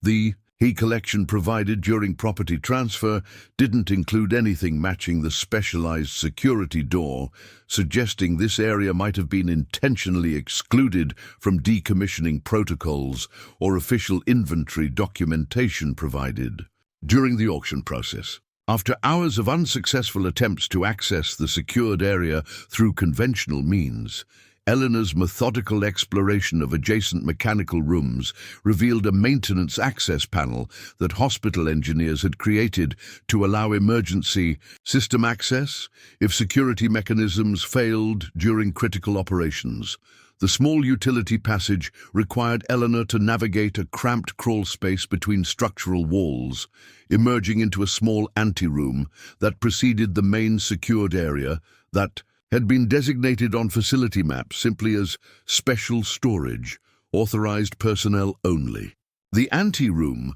contained security monitoring equipment that had once supervised access to the main secured area, with visitor logs showing the space had been designated operating room vault and restricted to specific senior administrators and security personnel with federal clearance levels not typically associated with state psychiatric facilities. The access records indicated the secure area had remained active until final facility closure in 2017, with federal personnel conducting the final inspection rather than state officials who had managed the general decommissioning process. Eleanor's heart pounded as she approached the inner vault door, which featured additional security systems, including a manual combination lock and reinforced steel construction that suggested contents far more valuable or sensitive than standard medical supplies or equipment. The combination lock appeared to have been mechanically disabled during final decommissioning, with visible drill marks around the mechanism suggesting forced access during the facility's final closure procedures. The inner vault door opened with unexpected ease, despite its imposing appearance, revealing a climate-controlled room approximately 30 feet square with specialized storage systems lining the walls and a central examination table equipped with photographic equipment, evidence processing stations, and documentation systems more commonly associated with forensic laboratories than psychiatric treatment facilities. The room's purpose appeared entirely unrelated to patient care, with equipment and organization suggesting evidence management rather than medical treatment. The wall storage systems contained hundreds of carefully labeled file boxes, evidence, containers, and specialized preservation units organized in a methodical cataloging system with government classification markings and case numbers that appeared unrelated to hospital operations or patient records. The preservation quality and organization suggested a facility designed for long-term evidence storage rather than temporary medical record-keeping, with climate control systems that had been independently powered to maintain specific temperature and humidity levels, even after main building systems had been deactivated during closure. Eleanor's initial inventory assessment revealed file boxes with date ranges spanning from 1968 through 2016, with case numbering systems consistent with federal law enforcement evidence protocols rather than medical record-keeping standards that would normally be found in a state psychiatric institution. The evidence containers included specialized preservation units for biological samples, photographic materials, and physical evidence that had been maintained under strict chain of custody. Documentation suggesting criminal investigation rather than medical diagnosis. The central examination station included forensic photography equipment, evidence processing systems, and documentation technology that had been updated as recently as 2015, suggesting active use shortly before the facility's closure in 2017. The equipment specifications and government property tags indicated FBI forensic protocols rather than state-level law enforcement or medical examination procedures, with specialized features designed for managing evidence in high-security federal investigations, requiring compartmentalized information control and restricted access protocols. As Eleanor carefully examined the room's contents between December 27th and 29th, the true nature of the operating room vault became increasingly clear. The space had functioned as a covert FBI evidence storage facility disguised within the psychiatric hospital's surgical wing, with medical operations providing cover for federal evidence management activities entirely unrelated to patient treatment or state healthcare operations. The facility's remote location, secure construction, and psychiatric security protocols had created an ideal environment for housing sensitive evidence with minimal public awareness or oversight. The file boxes that Eleanor began systematically documenting on December 30th contained case materials spanning 5 decades of federal investigations, with contents organized according to FBI evidence management protocols and security classifications that restricted access to personnel with specific clearance levels. The cases appeared to focus primarily on political corruption, organized crime infiltration of government agencies, and corporate criminal activity,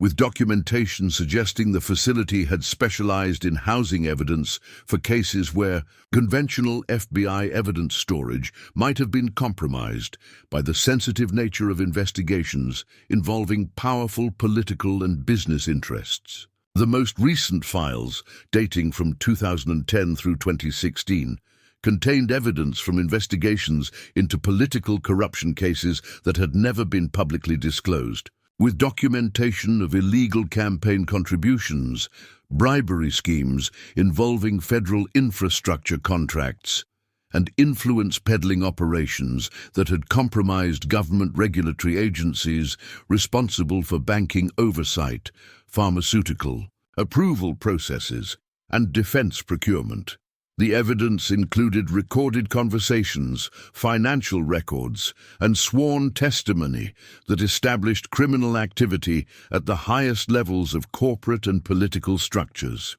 The older files, dating from the 1970s through the 1990s, documented longer-term intelligence gathering operations focused on organized crime infiltration of labor unions, political campaign organizations, and regulatory agencies, with evidence that would have supported major prosecutions but had apparently never been used in public court proceedings. The systematic organization and preservation suggested these materials had been maintained for potential future use rather than abandoned as irrelevant to current investigations or prosecutions. The evidence inventory that Eleanor completed by January the 2nd revealed over 400 separate case files containing materials that would be relevant to both historical legal research and ongoing criminal investigations, with documentation of corruption. Networks that had evolved over decades while maintaining influence in critical government agencies,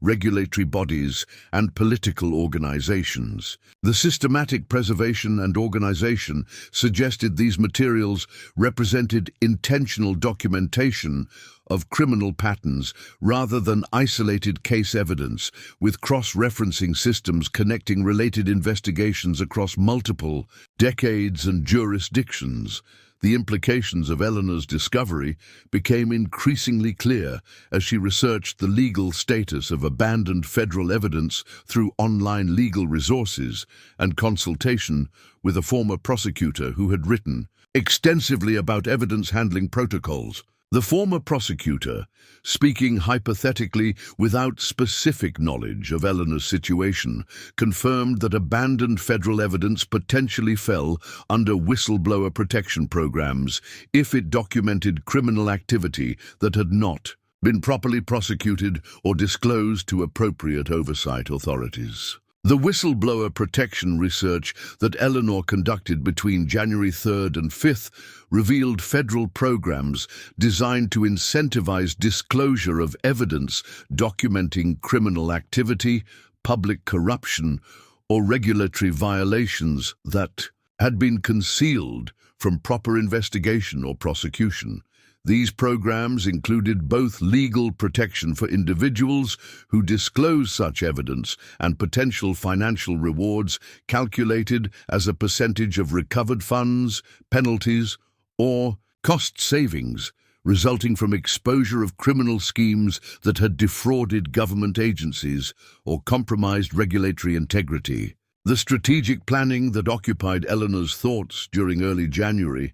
focused on proper disclosure procedures that would ensure both legal protection for herself as the evidence custodian and maximum impact for materials documenting criminal activity that appeared to have continued from the 1970s through at least 2016, when the most recent files had been created. The disclosure strategy required careful consideration of which agencies could be trusted, with materials documenting corruption within multiple federal departments, regulatory bodies, and law enforcement organizations implicated in the evidence she had discovered. The secure documentation process that Eleanor implemented included creating comprehensive inventory records, photographing representative samples, establishing the nature and scope of evidence without compromising potential prosecutions, and developing a secure digital catalog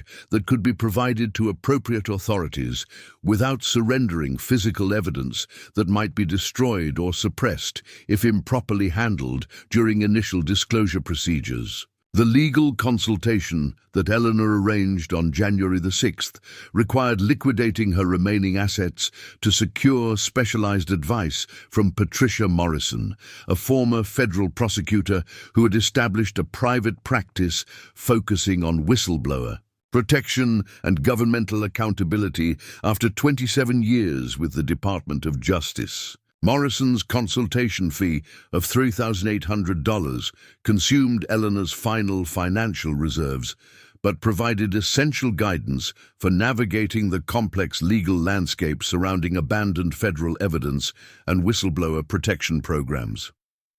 What you're describing, Morrison explained during their secure video consultation, appears to be an unauthorized evidence repository that was abandoned during irregular decommissioning procedures rather than properly transferred to official FBI storage facilities. If this material documents criminal activity that wasn't properly prosecuted, you may have both legal obligations and potential protections under federal whistleblower statutes.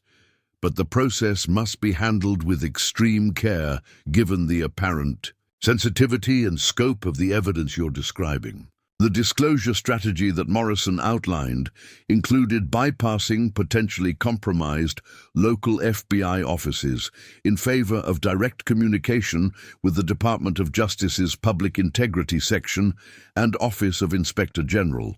which maintained independent investigative authority specifically designed for situations involving potential corruption within law enforcement agencies or evidence handling irregularities that might indicate obstruction of justice or improper influence over prosecutorial decisions. The secure communication protocols that Morrison established included encrypted channels for providing preliminary evidence documentation without exposing Eleanor's location or revealing the full scope of materials before appropriate protection mechanisms could be implemented. The strategic approach emphasized establishing the legitimacy and significance of the evidence before disclosing the complete inventory or physical location, protecting both the materials and Eleanor from potential interference by individuals or organizations implicated in the documented criminal activities. The initial contact with the Department of Justice that Morrison facilitated on January 8th included secure transmission of inventory samples documenting the nature, scope, and potential significance of the abandoned evidence repository. The preliminary materials focused on establishing the authenticity of the evidence through chain of custody documentation, FBI property tags, and cataloging systems consistent with federal evidence management protocols that would be immediately recognizable to Department of Justice officials with appropriate security clearance and investigative authority. The response from the Office of Inspector General came within hours of initial submission, with secure communication channels established for direct interaction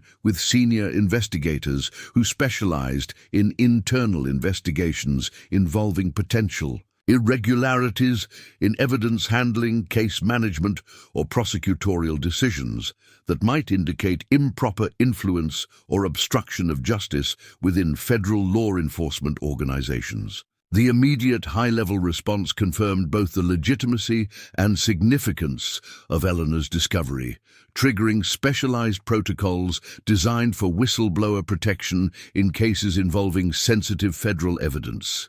The preliminary security assessment that Department of Justice officials conducted remotely included verification of evidence cataloging systems, confirmation of chain of custody documentation consistent with FBI protocols, and evaluation of case numbering sequences that matched internal systems not publicly available. This initial verification process established the materials as genuine federal evidence rather than counterfeit documentation, triggering elevated response protocols designed for recovery of compromised or mishandled government materials with significant investigative or prosecutorial value. The secure site meeting that Justice Department officials arranged for January 10th brought a specialized evidence assessment team to the Pinewood facility under transportation security protocols. Normally reserved for high-value witnesses in organized crime prosecutions or terrorism cases. The 5-person team included senior investigators from the Office of Inspector General, Public Integrity Section specialists, and evidence management experts with the highest security clearances available for handling politically sensitive materials,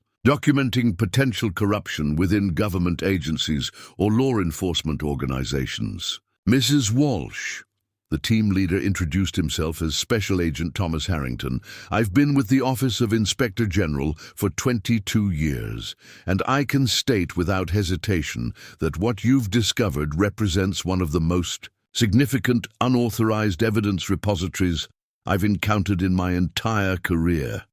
The preliminary inventory suggests materials documenting criminal networks that have been operational for decades, with potential implications for dozens of major corruption cases that were either improperly handled or deliberately suppressed. The on-site assessment that federal officials conducted between January 10th and 13th revealed the true scope and significance of Eleanor's discovery, with evidence documenting criminal conspiracies involving political figures, corporate executives, and regulatory officials that connected seemingly separate investigations across 5 decades into comprehensive documentation of systemic corruption. The organized preservation suggested intentional documentation of criminal patterns rather than standard evidence collection, with materials organized to establish long-term connections that might not be apparent in isolated case files managed through conventional FBI evidence protocols. What you found, Harrington explained during their 3rd day of inventory assessment,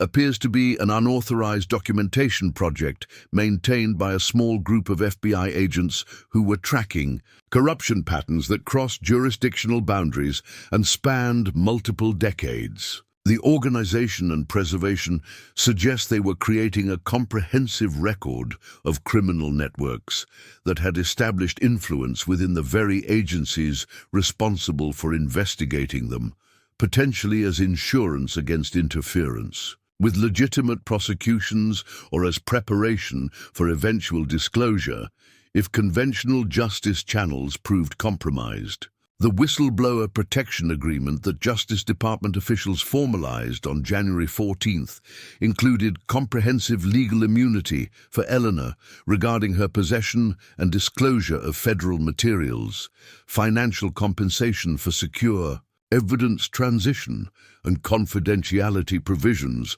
that would protect her identity during subsequent investigations and potential prosecutions resulting from the recovered evidence. The agreement acknowledged Eleanor as having performed a significant public service through proper handling and disclosure of abandoned federal evidence that documented criminal activity with national security implications. The financial aspects of the whistleblower agreement included immediate compensation of $8 million for Eleanor's role in preserving and properly disclosing the abandoned evidence repository, with potential additional rewards based on financial recoveries, penalties, or settlements that might result from prosecutions supported by the recovered materials. The initial payment would be processed through secure channels designed to protect both Eleanor's identity and the confidential nature of the evidence recovery operation that would continue under Justice Department supervision. The secure relocation. Assistance that federal officials arranged included temporary housing arrangements while Eleanor's permanent security plan was developed, financial support for transition expenses, and protection protocols designed to ensure her safety during the critical period between initial evidence disclosure and implementation of comprehensive identity protection measures. The immediate security concerns focused on potential retaliation from individuals or organizations implicated in the evidence she had discovered, with protective measures corresponding to threat assessment protocols typically reserved for high-value federal witnesses in organized crime prosecutions or terrorism cases. The property transition arrangements that Justice Department officials implemented included official acquisition of the Pinewood Psychiatric Hospital through a confidential federal purchase program designed for securing locations with national security implications. The acquisition agreement provided Eleanor with complete release from environmental liabilities, regulatory obligations, and maintenance responsibilities associated with the property, while establishing appropriate compensation based on the facility's strategic value to federal investigations rather than conventional real estate market considerations that would have assigned minimal or negative value to the contaminated institutional complex. The property acquisition agreement that federal officials finalized on January 15th included a purchase price of $5 million,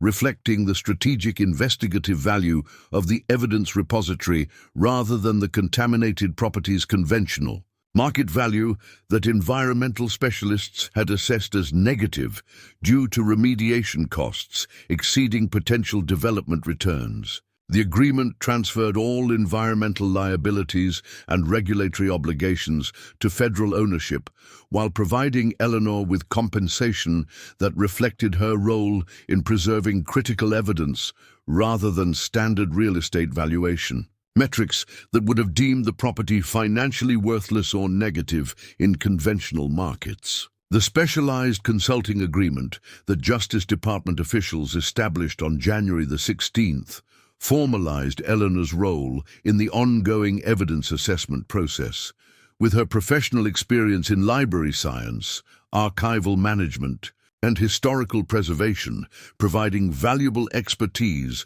for organizing and contextualizing materials spanning 5 decades of investigations. The consulting arrangement included compensation of $240,000 annually for her professional services in evidence organization, catalog development, and historical context documentation that would support both immediate investigations and potential future prosecutions based on the recovered materials. The comprehensive financial agreement that federal officials finalized by January 18th included the 14 $, $5 million property acquisition payment, $8 million whistleblower compensation, consulting contract valued at $240,000 annually for an initial 5-year term, and potential additional rewards through established whistleblower programs based on financial recoveries resulting from prosecutions supported by the evidence Eleanor had discovered. The combined compensation package provided immediate resolution for Eleanor's financial crisis while establishing long-term security through structured payments and professional engagement that recognized her expertise and contribution. The professional recognition that accompanied Eleanor's consulting agreement included acknowledgement of her archival expertise, research capabilities, and analytical skills that would provide valuable support for investigators working with complex historical evidence spanning multiple decades and jurisdictional boundaries. The arrangement recognized her professional value beyond the initial discovery, establishing a meaningful role that would utilize her library science background and historical preservation experience while providing financial security and professional purpose during her transition to this unexpected new chapter. The debt resolution that Eleanor implemented immediately upon receiving initial federal payments included complete satisfaction of medical obligations totaling $720,000, mortgage payoff preventing foreclosure of her Portland home, utility service, restoration with all outstanding balances resolved, and establishment of financial reserves ensuring future stability regardless of additional compensation that might result from ongoing whistleblower provisions or consulting contract extensions. Beyond the initial 5-year term, the professional transition that Eleanor managed during late January included respectful resignation from the Maine Historical Society, with generous donations supporting their ongoing preservation work, establishment of a specialized consulting office for her federal evidence organization responsibilities, and development of a modified work schedule that respected her age and health considerations, while providing meaningful professional engagement, utilizing her archival expertise and organizational capabilities developed through decades of library science practice. Up next, you've got 2 more standout stories right on your screen. If this one hit the mark, you won't want to pass these up. Just click and check them out. And don't forget to subscribe and turn on the notification bell so you don't miss any upload from us.